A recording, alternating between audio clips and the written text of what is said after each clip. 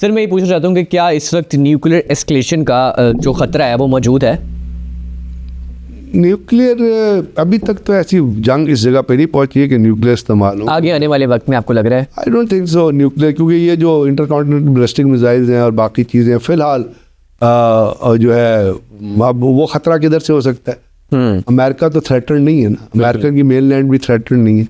Nuclear कब use होगा? जब किसी भी मुल्क की मेन लैंड थ्रेटन होगी, फिर न्यूक्लियर थ्रेशोल्ड बोलता है। जैसे अगर इसराइल की मेन लैंड थ्रेटन हो जाती है और क्लैप्स हो जाता है इसराइल, तो वो फ्रस्ट्रेशन में न्यूक्लियर बम ईरान के ऊपर इस्तेमाल कर, लेकिन उसकी स्टेज तक पहुंचने के लिए, क्योंकि इसराइल भी रिस्पॉन्ड कर रहा है, ईरान भी रिस्पॉन्ड कर रहा है और वो जंग जारी है, तो उसकी डैमेज जो है ईरान के अंदर, जैसे अभी आ रहा है कि ईरान में भी कुछ 780 लोग शहीद हो चुके हैं। अच्छा, इसराइल की तो खबरें रुकी हुई हैं ना, कि उन्होंने मीडिया की एक्सेस नहीं, वहाँ पे कोई वो नहीं, लेकिन आई एम श्योर कि वहाँ भी इतने लोग मारे गए होंगे, क्योंकि जो सोशल मीडिया पे खबरें आ रही हैं, रील्स आ रही हैं, वहाँ पे तो बहुत सारी चीज़ें ऐसी हैं जो डिस्ट्रक्टिव नज़र आती है, और ईरान ने बहुत सारे मिसाइल फायर किए। तो मेरा ख्याल ये वॉर जो जाएगी, इसमें अभी तक तो न्यूक्लियर का कोई ऐसा ख़तरा नज़र नहीं आ रहा, जब तक कोई ऐसा मेन लैंड थ्रेट ना हो कि इसराइल कोलैप्स होने वाला हो, फ्रस्ट्रेशन में वो करे। ये अब सर कुछ रिपोर्ट कहती हैं ईरान के बाद इसराइल जो है वो पाकिस्तान पर भी अटैक कर सकता है। पाकिस्तान ने अपना DGISPR ने अल जज़ीरा की टीवी में अपना कॉन्सेप्ट दे दिया है ना कि जी हम डिक्लेयर्ड न्यूक्लियर पावर है, and any effort towards Pakistan will result into a greater catastrophe. अगर दुनिया को ये पता है, ईरान को भी, अपना अमेरिका को भी पता है और इंडिया को भी पता है। इसराइल तो पाकिस्तान से दूर है ना, पाकिस्तान इसराइल से बॉर्डर तो शेयर नहीं कर सकता। इसराइल क्या कर सकता है?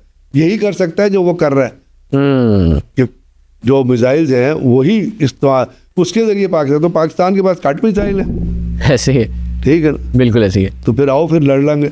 अगर हम पाकिस्तान अफगानिस्तान स्पेसिफिक की बात करें तो हम कह सकते हैं कि पाकिस्तान जिस वक्त तक दहशतगर्दी के अड्डे कंप्लीट ख़त्म नहीं होते, पाकिस्तान ये ऑपरेशन जारी रखेगा। और इस मुल्क के अंदर दहशतगर्दी के अंदर बहुत सारे गरीब अवाम, innocent people have lost their lives.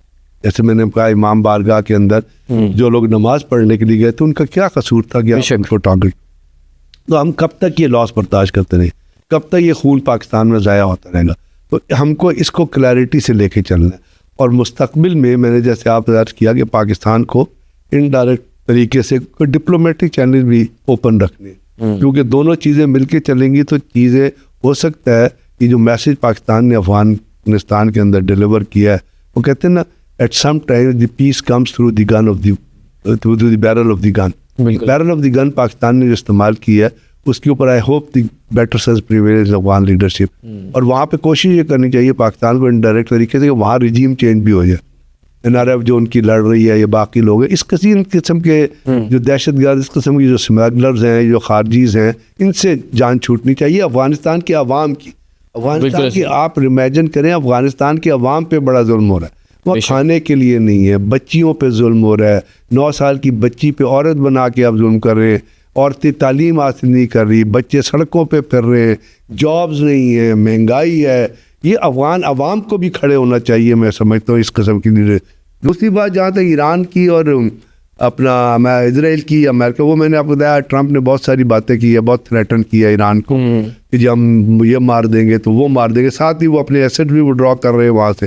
तो ट्रंप के लिए देखिए, एक चीज़ गौर करने चाहिए कि ईरान जो मिसाइल मार रहा है, शार्प 3 है या फतेह है या इमाद है, इन मिसाइल की कीमत जो है ना, वो $1 से $2 मिलियन के गर्द रिवॉल्व करती है, कोई 2 से 3 है। ठीक है, एक मिसाइल को इंटरसेप्ट करने के लिए 6 से 7 इंटरसेप्टर्स फायर किए जाते हैं, और 6 से 7 इंटरसेप्टर की तादाद जो है ना, वो कोई $15 से $20 मिलियन बनती है। अच्छा, तो $1 मिलियन के मिसाइल को अब $15-20 मिलियन के इंटरसेप्टर, तो कब तक आप, अगर 200 मिसाइल मारे ईरान ने, तो कितने अपने इंटरसेप्टर फायर किए होंगे? तो कब तक आप इसको सस्टेन करेंगे?